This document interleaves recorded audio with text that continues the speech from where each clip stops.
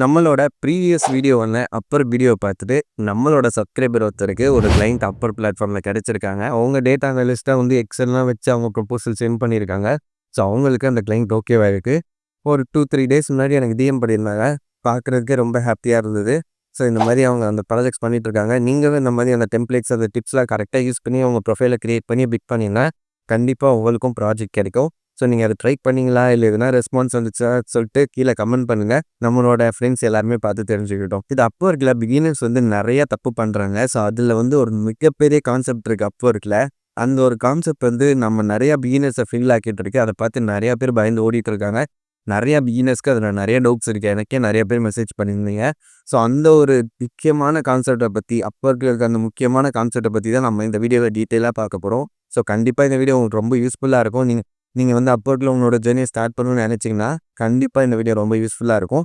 இந்த ஒரு கான்செப்டை பற்றி நீங்கள் கண்டிப்பாக தெரிஞ்சுக்கிட்டே ஆகும். நீங்கள் அப்வொர்க்கில் அடுத்தடுத்து போகணுன்னா, அடுத்தடுத்து பிகினர்லேருந்து அடுத்த லெவலுக்கு போகணுன்னா கண்டிப்பாக இந்த கான்செப்ட் பற்றி நீங்கள் தெரிஞ்சே ஆகணும். ஸோ அந்த கான்செப்ட் என்ன, அதை ரொம்ப சிம்பிளாக எவ்வளோ ஈஸியாக சொல்ல முடியுமோ அவ்வளோ ஈஸியாக சொல்ல போகிறேன். அண்ட் இந்த அப்வொர்க்லேயே சில கமிஷன்ஸ்லாம் இருக்குது. ஸோ நான் லாஸ்ட்டாக அந்த வீடியோ போட்டு 14 டேஸ் ஆச்சு. ஸோ இந்த 14 டேஸில் எனக்கு அந்த கிளைண்ட்ஸ் கூட நடந்த இன்ட்ராக்ஷன்ஸ் எப்படி இருந்தது, என்னோட எக்ஸ்பீரியன்ஸ் அதில் எப்படி இருந்தது, அப்புறம் பார்த்தீங்கன்னா கடைசியில் ஒரு ட்விஸ்ட் வைக்கிறான். ஸோ அது என்ன ட்விஸ்ட்டு, அது எல்லாமே தான் டீட்டெயிலாக பார்க்க போகிறோம். ஸோ கண்டிப்பாக இந்த வீடியோ இன்ட்ரெஸ்டிங்காக இருக்கும். ஸ்கிப் பண்ணாமல் ஃபுல்லாக பாருங்கள். வேறு எதுவும் பேசுகிறேன்னா டக்கு வீடியோக்குள்ளே போயிடலாம். ஸோ ஹாய், நான் கோகுலஸ்டிக்கு. இது நம்ம டிவர்க் டைரிஸ். ஆரம்பிக்கலாமா?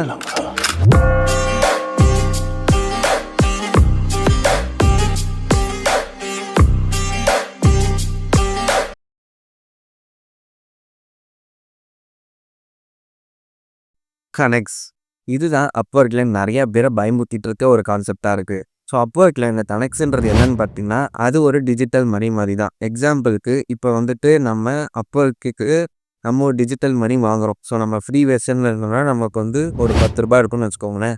ஸோ அந்த 10 ரூபா வச்சு தான் நம்ம பிட் பண்ண முடியும். நம்ம ஒரு ப்ராஜெக்ட்டுக்கு பிட் பண்ணுறோம், ஒரு கிளைண்ட் அப்ரோச் பண்ணுறோம், நம்ம ப்ரொபோசல் சப்மிட் பண்ணுறோன்னா அதுக்கு ₹1 அவங்க எடுத்துப்பாங்க. லைக் நம்ம ₹1 செலவு பண்ணி ஒரு கிளைண்ட்டுக்கு நம்ம பிட் பண்ணுறோம். அதுதான் கான்செப்ட், ஓகேவா? ஸோ நம்ம ₹1 கொடுத்தா அந்த கிளைண்ட்டுக்கு பிட் பண்ணுறோம். நம்ம எந்த ஒரு ப்ரொபோசல் அனுப்பிச்சாலுமே சரி, இல்லை எந்த ஒரு பிட்டிங் பண்ணாலுமே சரி, அந்த ₹1 நம்ம செலவு பண்ணிட்டு இருக்கதா அர்த்தம். ஸோ இந்த கான்செப்ட் என்னன்னா அப்வொர்க் மாதம் நம்ம ₹10 தான் தருவான் நம்ம ஃப்ரீ வெர்ஷன் யூஸ் பண்ணால். ஸோ அந்த ₹10 யூஸ் பண்ணி தான் நம்ம கிளைண்ட்டுக்கு பிச் பண்ணோம், பிட் பண்ணோம், ப்ரொபோசல் சென்ட் பண்ணோம். அண்ட் அந்த 10 எப்படி சொல்கிறது, அந்த 10 கனெக்ட்ஸ்குள்ளே பார்த்திங்கன்னா நம்ம 2-3 கிளைண்ட்டையாவது பிடிச்சாகணும். அப்போ தான் நம்ம செலவு பண்ணுற நம்ம டைமுக்கு அது ஒர்த்தாக இருப்போம். ஸோ இங்கே தான் நிறைய பேர் தப்பு பண்ணுவாங்க. என்னென்னா ஃபஸ்ட்டு ஆல்ரெடி ப்ரொஃபைல் க்ரியேட் பண்ணோன்னே ஃபஸ்ட்டு நான் சொன்ன மாதிரி போன வீடியோவிலே சொன்ன மாதிரி ப்ரொஃபைல் பயங்கரமாக க்ரியேட் பண்ணோம். ஸோ நம்ம போய் கிளைண்ட்ஸை தேடிட்டு இருக்கக்கூடாது. கிளைண்ட்ஸும் நம்ம அப்ரோச் பண்ணணும். அந்தளவுக்கு நம்மளோட ப்ரொஃபைல் ரெடியாக இருக்கணும். ஸோ நம்மளோட ப்ரொஃபைல் 100% கரெக்டாக க்ரியேட் பண்ணிட்டிங்கன்னா அப்வொர்க் அதை வெரிஃபை பண்ணிட்டு அவங்க நமக்கு கனெக்ட்ஸை கொடுப்பாங்க.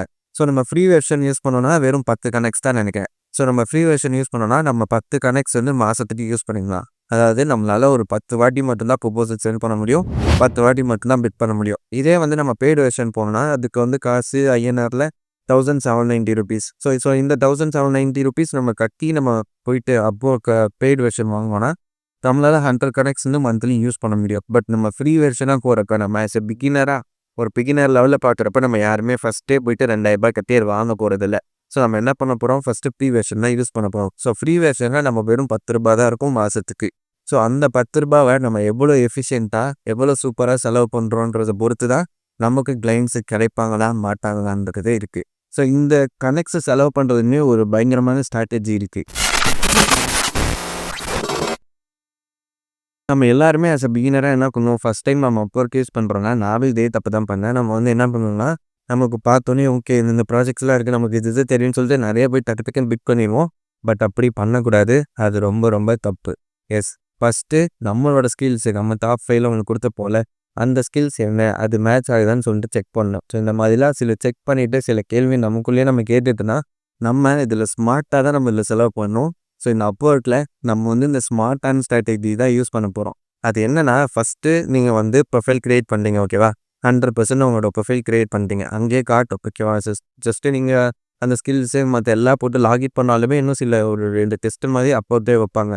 ஸோ அதையும் கிளியர் பண்ணிங்கன்னா அவங்க 100% ப்ரொஃபைல் க்ரியேட் ஆகும். ஸோ அந்த ப்ரொஃபைலை வச்சு தான் நமக்கு கனெக்ட்ஸ் தருவாங்க. நமக்கு 10 கனெக்ட்ஸ் ஃப்ரீ வெர்ஷன் தருவாங்க. அப்படி நம்ம அந்த கனெக்ட்ஸை பெட்டராக யூஸ் பண்ணுறதுக்கு நம்ம ஃபில்டரிங் ஸ்ட்ராட்டஜி யூஸ் பண்ணோம். என்னன்னா ஃபில்டரிங் ஸ்ட்ராட்டஜினா ஒன்றும் கிடையாது. ஸோ இப்போ நம்மக்கிட்ட ₹10 இருக்குன்னு நினச்சிக்கோங்க. ஸோ ₹10 இருக்குது. இந்த 10 வாட்டி தான் நம்ம அப்ளை பண்ண போகிறோம். 10 வாட்டி தான் நம்ம கிளைண்ட் கிட்ட அப்ரோச் பண்ண முடியும். ஓகேவா? ஸோ அந்த ₹10 நம்ம எவ்வளோ எஃபிஷியண்ட்டாக செலவு பண்ணுறோன்றதுக்கு தான் இந்த ஃபில்டரிங் ஸ்ட்ராட்டஜி. இது என்னன்னா ஃபஸ்ட்டு நம்ம ஒரு ப்ராஜெக்டை பார்க்குறோம். அந்த ப்ராஜெக்ட்டு நான் சொன்ன மாதிரி லாஸ்ட்டு 24 ஹவர்ஸ்க்குள்ளே தான் இருக்குது. போஸ்ட் பண்ணி கொஞ்சம் நேரம் ஒரு நாள் ஆகலை. ஓகேவா? ஒரு நாளுக்குள்ளே தான் இருக்குன்னா நம்ம அந்த ப்ராஜெக்டை கண்டிப்பாக அப்ரோச் பண்ண போகிறோம். அந்த ப்ராஜெக்டோட ஸ்கில்ஸு நம்ம கூட மேட்ச் ஆகுதான்னு பார்க்கணும். லைக் இந்த ப்ராஜெக்ட்டுக்கு தேவையான ஸ்கில் என்கிட்ட இருக்கா அப்படின்னு சொல்லிட்டு ஃபஸ்ட்டு ஒரு கேள்வி நம்மளுக்குள்ளே கேட்டுக்கணும். நெக்ஸ்ட்டு இந்த கிளைண்ட் கொடுத்துருக்க பட்ஜெட் வந்து நமக்கு சூட்டபிளாக இருக்குமா, நம்மளோட டைமில் நம்ம செலவு பண்ண போகிறோம் கரெக்டாக, அதுவும் செக் பண்ணுங்கள். ஜஸ்ட்டு வந்து கிடைச்சிச்சு போட்டாங்கன்னு சொல்லி பிக் பண்ணிடாதீங்க. இந்த கிளைண்ட் கொடுத்துருக்க டைமுக்குள்ளே நம்மளால் முடிக்க முடியுமா, அண்ட் அவரோட பட்ஜெட்டு நமக்கு வர்த்தா, ஏன்னா நம்ம இதுக்கடுத்து கொஞ்ச நாள் இதுக்கு செலவு பண்ண போகிறோம். அந்த டைமுக்கு வர்த்து தான் பண்ணியான்னு சொல்லிட்டு நம்ம பார்க்கணும். ஓகேவா?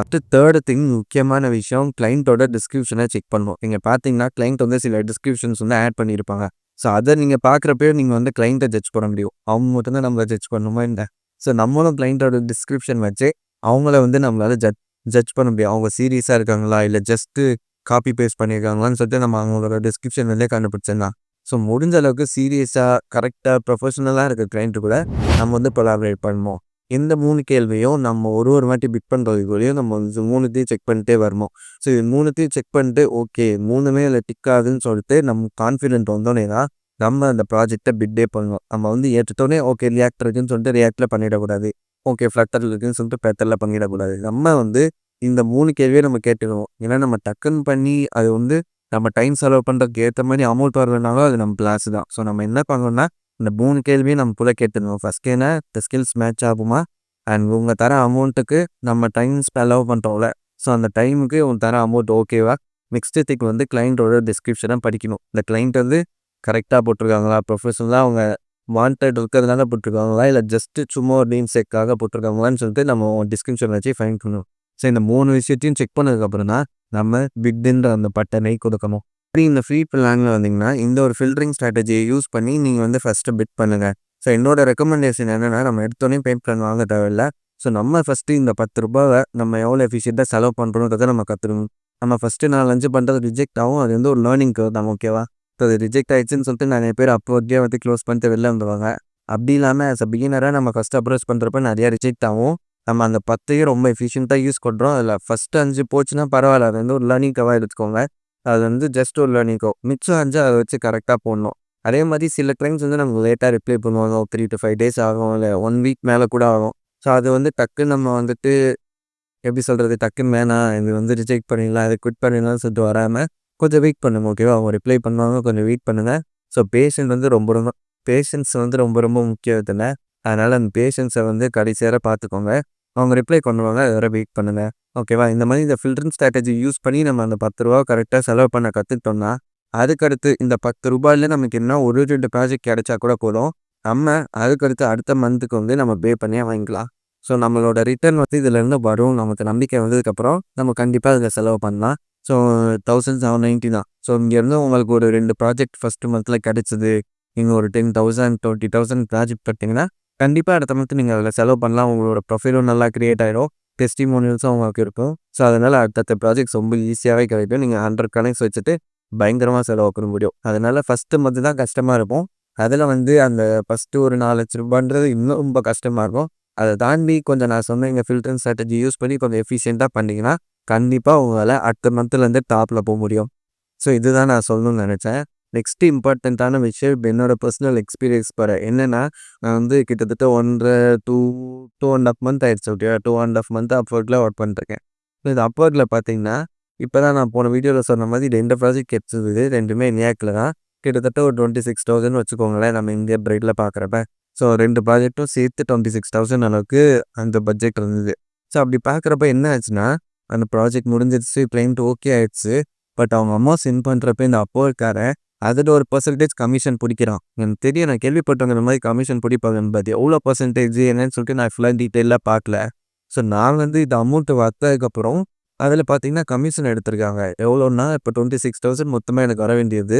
அதில் 2 ப்ராஜெக்ட்டுக்கும் சேர்த்து கிட்டத்தட்ட 3,000 to 3,500 அளவுக்கு அவங்க வந்து கமிஷனே பிடிச்சிட்டாங்க. ஸோ மிச்சம் பேலன்ஸ் இருக்க அந்த 23 சில்லற தான் வந்து எனக்கு வந்ததே. ஸோ இந்த கமிஷனும் இருக்குது. இதுவுமே செக் பண்ணிக்கோங்க. இதை வந்து நான் செக் பண்ணாமலே விட்டேன் எவ்வளோ பெர்சன்டேஜ்னு சொல்லிட்டு. இது எப்படின்னா அந்த ப்ராஜெக்ட்டுக்கோட பட்ஜெட்டுக்கு ஏற்ற மாதிரி கமிஷன் ரேட் வந்து மாறுது. ஸோ நான் வந்து கம்மி ரேட்டில் பண்ணோன்னா அது 10% கமிஷனு, இன்னும் கம்மி ரேட்டில் பண்ணோன்னா 15% கமிஷன் சொல்லிட்டு நம்மளோட ப்ராஜெக்ட் பட்ஜெட்டுக்கு ஏற்ற மாதிரி வந்துட்டு அந்த கமிஷன் வந்து மாறுது. ஸோ அதை செக் பண்ணிவிட்டு உங்களோட பட்ஜெட்டை கொடுங்க. அப்போ தான் யூஸ்ஃபுல்லாக இருக்கும். இல்லை அவ்வளோ நாள் ஒர்க் பண்ணிட்டு பாதி காசு கமிஷனில் போகிறப்ப நம்ம இன்னும் கஷ்டமாக இருக்கும். ஸோ அதை ஃபஸ்ட்டே செக் பண்ணிவிடுங்க. நான் அதை செக் பண்ணாமல் விட்டுட்டேன். அண்ட் அதை தாண்டி இந்த அப்பாவுக்கு வந்து நல்ல எக்ஸ்பீரியன்ஸ் தான் கொடுத்துருக்கு. இப்போ பே பண்ணி நான் யூஸ் பண்ணிட்டுருக்கேன். ஸோ அடுத்தடுத்த கிளைண்ட்ஸ்க்கு வந்து அப்ரோச் பண்ணிகிட்ருக்கேன். ப்ரொபோசல்லாம் ரெடி பண்ணிகிட்ருக்கேன். ஸோ அது வந்து கொஞ்சம் யூஸ்ஃபுல்லாக தான் இருக்குது. ஸோ அந்த ஃபஸ்ட்டு 1 ஆர் 2 மந்த்ஸை நீங்கள் தாண்டிட்டிங்கன்னா அதுக்கப்புறம் உங்களுக்கு நல்ல லைஃபே அதில் இருக்குதுன்னு நான் சொல்லுவேன். ஸோ அதனால் அதை கரெக்டாக அப்ரோச் பண்ணி கரெக்டாக அந்த ரூ. 10 செலவு பண்ணுங்கள். 10 நல்ல எஃபிஷியண்ட்டாக இந்த ஸ்ட்ராட்டஜிஸ்லாம் யூஸ் பண்ணி செலவு பண்ணுங்கள். செலவு பண்ணி அதில் ஒரு 2, 3 கிளைண்ட்டை பிடிச்சிட்டிங்கன்னா போதும். அதுக்கடுத்து அப்படியே போயிட்டே இருக்கலாம். பிரச்சனையே இல்லை. நமக்கு வந்து நம்மளோட ப்ரொஃபைலும் பயங்கரமாக க்ரியேட் ஆகிட்டே இருப்போம். கிளைண்ட்ஸ் வந்து நமக்கு ரிவ்யூலாம் கொடுத்தாருன்னா இன்னும் நமக்கு யூஸ்ஃபுல்லாக இருக்கும். நம்மளோட ப்ரொஃபைல் வந்து ஒரு ஸ்ட்ராங்கான ப்ரொஃபைலாக மாறிடும். அதுக்கடுத்து கிளைண்ட்ஸ்லாம் வருது ஈஸியாகிடும். ஸோ இந்த ஒரு 2, 3 விஷயம் தான் நிறைய பேர் என்கிட்ட கேட்டுகிட்டே இருந்தாங்க. அதனால இதுக்கு ஒரு தனி வீடியோ போடுவோம்னு சொல்லிட்டு தான் இந்த வீடியோ நான் மேக் பண்ணுறேன். அண்ட் அடுத்தடுத்து வீடியோஸ் வந்துகிட்டே இருக்குது. மறக்காமல் சப்ஸ்கிரைப் பார்த்து உங்கள் ஃப்ரெண்ட்ஸ்க்கெலாம் ஷேர் பண்ணிட்டீங்க. நிறைய கற்றுக்க போகிறீங்க. நம்ம இது வரைக்கும் பார்த்த ப்ராஜெக்ட்ஸ்லாம் ஒன்றுமே இல்லை. அதை விட பயங்கரமான ப்ராஜெக்ட்ஸ்லாம் வந்துட்டுருக்கு. நிறையா பிளான்ஸ் போயிட்டுருக்கு. நான் உங்களுக்கு எல்லாமே டீட்டெயிலாக சொல்ல போகிறேன். டீட்டெயிலாக போஸ்ட் பண்ண போகிறேன். கண்டிப்பாக நம்ம எல்லாருமே ஒரே கம்யூனிட்டியாக பயங்கரமாக டெவலப் ஆகும் நம்புகிறேன். பார்ப்போம். நீங்களும் உங்களோட சப்போர்ட்டை கொடுங்க. நானும் என்னோடய ப்ராஜெக்ட்ஸ் எல்லாம் சக்ஸஸ் ஆக்க ஓடிட்டுருக்கேன். பயங்கரமான ஒர்க்கு. அது சொல்ல முடியல என்னால். பயங்கரமான ஒர்க்கு போயிட்டுருக்கு. ஒவ்வொரு ப்ராஜெக்ட்டு பின்னாடியும் அவ்வளோ பிரச்சனை. நம்மளோட டீமை ஹேண்டில் பண்ணுறது, பே பண்ணுறது, அதுக்கடுத்து ஒரு ஒரு ப்ராஜெக்ட்லையும் சமாளிக்கிறதுன்னு சொல்லிட்டு அவ்வளோ வேலை போயிட்டுருக்கு. அவ்வளோ ஹார்ட் ஒர்க் வந்து போயிட்டுருக்கு. ஸோ அது எல்லாமே அந்த ப்ராஜெக்ட் வந்து சக்ஸஸ் ஆகணும். இது வந்து நல்லா வரணுன்ற அந்த ஒரு நோக்கத்தினால தான். ஸோ எனக்குலாம் இப்போ என்ன தோண ஆரம்பிச்சிருச்சுன்னா, நம்ம ஒரு வேலைக்கு போனால் கூட நம்ம ஒரு 8 ஹார்ஸ் 9 ஹார்ஸ் தான் ஒர்க் பண்ணுவோம். பட் இப்போ இவ்வளோ நேரம் 20 ஹார்ஸ் 22 ஹார்ஸ் தான் ஒர்க் பண்ண வேண்டியதாக இருக்குன்னு சொல்லிட்டு என் வீக்கே பயங்கரமாக திட்டிகிட்டு இருக்காங்க. அந்தளவுக்கு ஹார்ட் ஒர்க் போயிட்டுருக்கு. பார்ப்போம். எல்லாமே அந்த ப்ராஜெக்ட் சக்ஸஸ் ஆகணும்னா சக்ஸஸ் ஆன எல்லா ப்ராஜெக்ட்ஸும் இதில் வரப்போகுது. அந்த ஹார்ட் ஒர்க் என்னென்ன ப்ராப்ளம்ஸ் ஃபேஸ் பண்ண எல்லாமே நீங்கள் எல்லாம் பார்க்க போகிறோம். கண்டிப்பாக பல இன்ட்ரெஸ்டிங்கான வீடியோஸ் பண்ணிட்டுருக்கேன். ஸோ ஸ்கிப் பண்ணாமலாம் இல்லை. ஸோ சப்ஸ்கிரைப் பண்ணிட்டு உங்களோட ஃப்ரெண்ட்ஸ்க்கெலாம் ஷேர் பண்ணி இந்த சேனலை சப்ஸ்கிரைப் பண்ண சொல்லுங்கள். அடுத்த வீடியோஸில் டீட்டெயிலில் பல ப்ராஜெக்ட்ஸோட பார்க்கும். அது வரைக்கும் எல்லோரும் என்ன பண்ணோம்? சாப்பிட்டு சேஃபாக இருங்க. Tata, bye bye, take care.